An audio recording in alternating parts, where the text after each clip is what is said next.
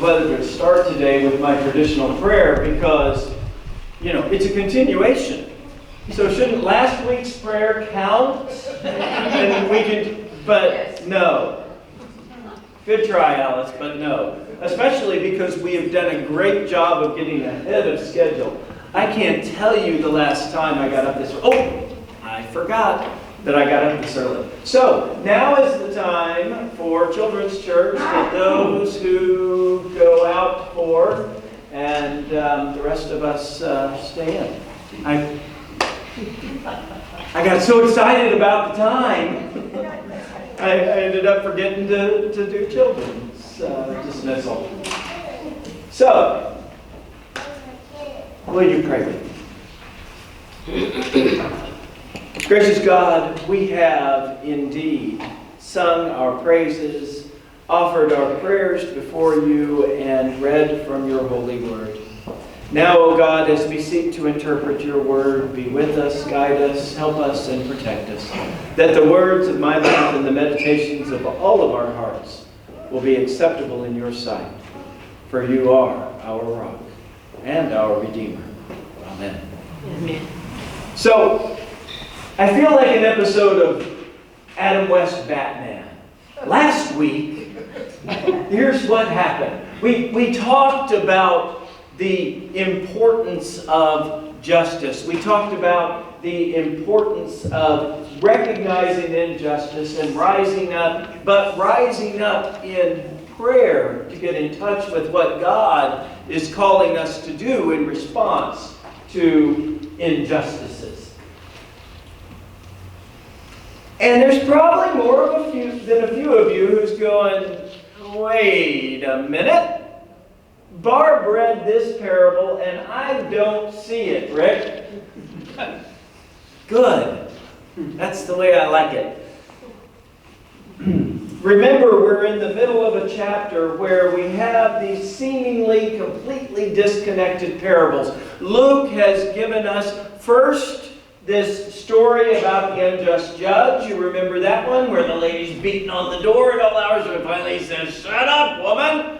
Loosely translated. And I'll just give you, go away here. And how much better God will be at blessing us whom he loves. This week, Jesus tells us this parable of two guys praying.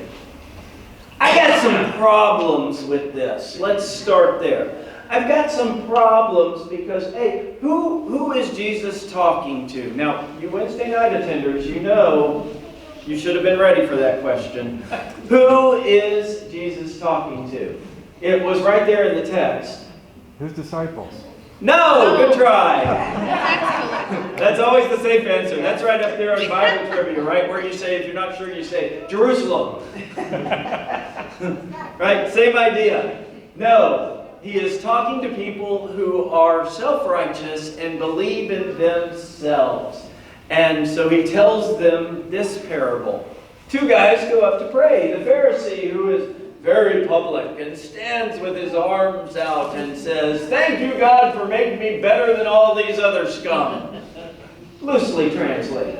I think that's what the Greek actually says. And then the tax collector, who doesn't look up to the sky but bends down in prayer, beats his breast and says, "Help me, a sinner." Now, the problem I have automatically is both of these guys are way too public for my taste. Right? Both of these prayers are highly visible, which doesn't match up with the humility theme that Jesus seems to be portraying in both of these parables, these stories. Jesus is setting us up and taking us down a path of be humble. How did we end last week? We talked about Micah 6:8, right? Remember that? Seek justice, love kindness, walk humbly with your God. And here in this parable, we have the same kind of theme. The one who prays humbly is the one who receives the justification or blessing. Justification is a weird word in there, isn't it? This one goes home justified. John MacArthur felt pretty justified this week. You know who I'm talking about? Yeah. Yeah. On half the women in the room, yeah? Most of the men, what? John MacArthur is a very conservative evangelical preacher in California who was big in the news and discussions this week talking about women preachers. Does that help? Yeah. Now! Oh, that's who did that. John MacArthur basically said of Beth Moore and others that the first main quote was actually, there is no biblical argument for a woman to be a preacher. To which I respond, oh, let's sit down and talk, because there's plenty. We'll get back to that. Then later, and he got set up. I want to tell you briefly about dealing with the media. How many of you have ever done an interview? Newspaper, television, whatever. How many of you, with your hands up right now, also felt like after it was over, your story got told exactly accurately? Wow, good for you. That is rare.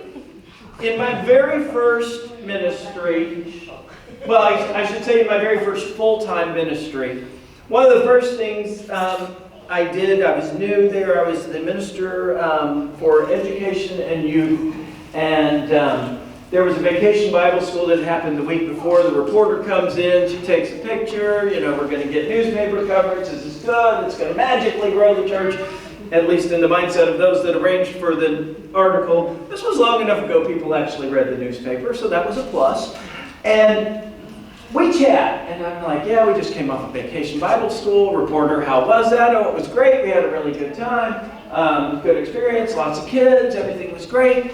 And so the beginning of the article said, after running a very successful vacation Bible school, blah, blah, blah, and off into the article.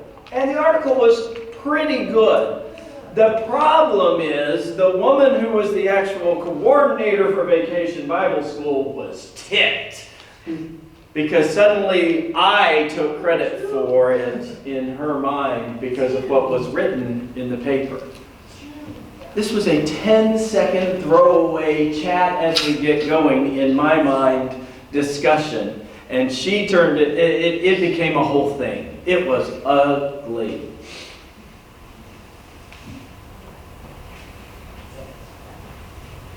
John MacArthur was asked for a brief, pithy statement. Was actually asked for that about Beth Moore. In the midst of he's already in trouble, right? He's already said there's no biblical argument for women to preach. We're going to get back to that. He's asked for a brief, pithy statement. And he's dumb enough to comply. And he says, go home. And, ooh, did things get ugly from there? Did you see any of this? And justifiably so, because as I recall from Joel on through, we were told that not only our young men would see visions and our old men would dream dreams, but we would prophesy, women and men. There it is, women and men would be called forth to prophesy. And I can tell you, the vast majority of my aha moments in listening to sermon has come from the voices of women. Thanks be to God. I have been guilty makes that sound bad. I have been known on a bunch of occasions when I was a regional minister to say to search committees, if you want someone who will be a pastor, who will listen, who will be loving, who will visit, who will take care of those day-to-day connectional things, please call a woman minister. Because men, at least this man, is not naturally gifted in that. And hasn't been nurtured in that the way that our society tends to nurture women.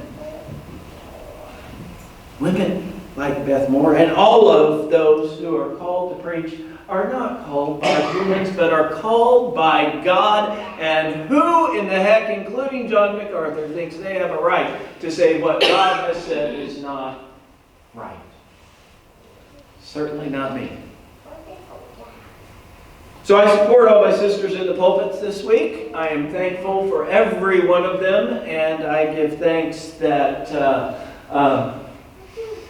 in whatever bizarre divine way, the timing fit with talking about that very public look at me Christianity.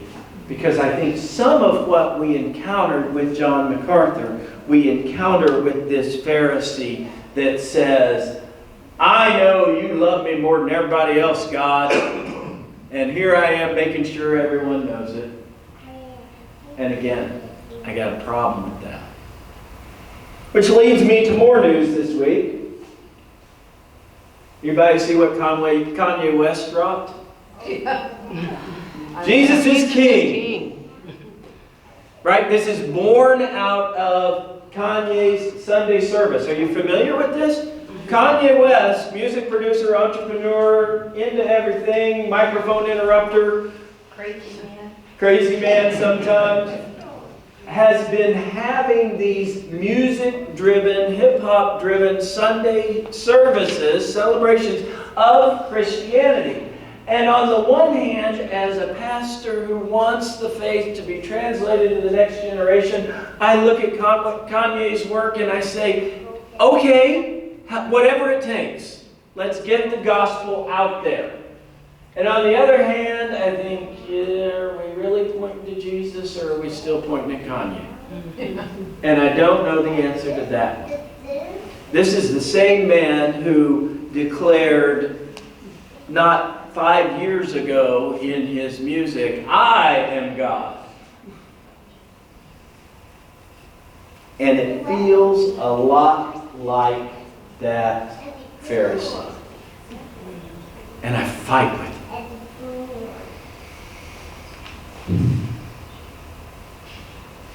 But Rick, that says I will grant justice. And I want to call your attention back one more time to the text, crazy as that may be,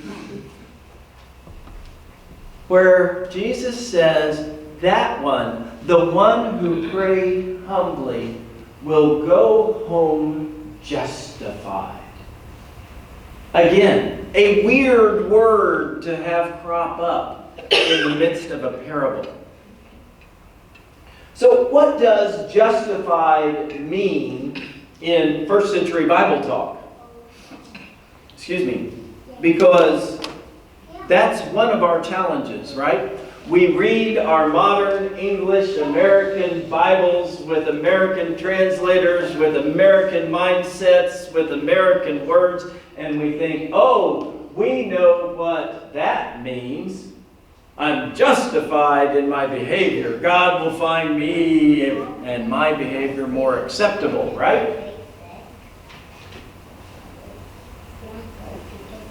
A more faithful understanding of justified is fully cleansed, fully heard, fully known. You see, what we are getting here in this encounter, remember the whole scope of the chapter. We are getting a judge who granted justice, who let someone have what is needed. And we're reminded that God will give us what we need even more. And then we have these two prayers. One that claims he is full and whole and forgiven. And one that admits he needs it. And what Jesus is saying is, when we humble ourselves before God, then God is most likely to bring us to wholeness. Let me try this from a different angle. If I were to show up at your house with a loaf of bread and a can of tuna fish, would you be excited? It's okay to say no. It depends. It depends. If I haven't gone grocery shopping. If I show up on Lower Wacker Drive with a can of tuna fish and a loaf of bread, Excitement. there is excitement. There might even be a battle. Especially if I only have one little can of tuna fish and 5 little loaves of bread. Maybe I should have said 2 cans of tuna fish. That would have been better, right? I could have played off the parable completely. What was I thinking when I jotted that down? Those who need it the most tend to appreciate it the most.